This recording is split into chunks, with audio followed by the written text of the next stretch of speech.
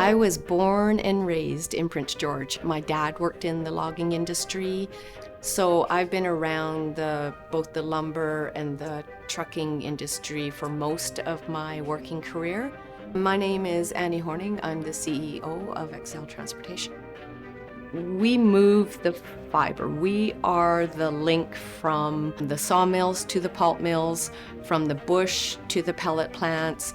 We move all of the raw product that's required for the manufacturing plants. This last year has been really hard because the fiber shortage hit us the worst.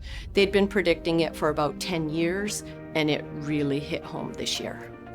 This is a very tight margin industry.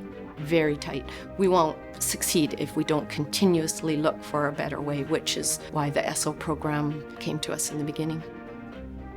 So we really looked at the Esso fuel program in part for the fuel economy, but the other big part was the clean running engines. In a fleet of 40 trucks, there's always something that's going wrong.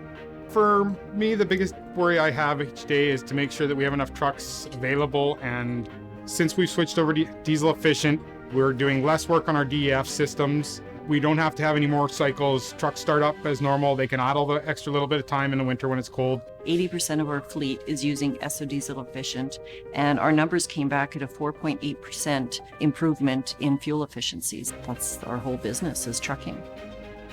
It's huge.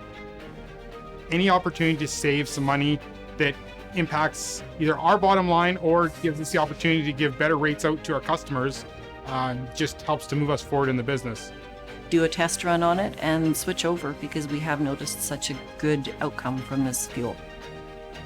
Every little penny counts in this industry, so we were pretty excited with some of the promises that were made from the Esso program, and it's proving its worth.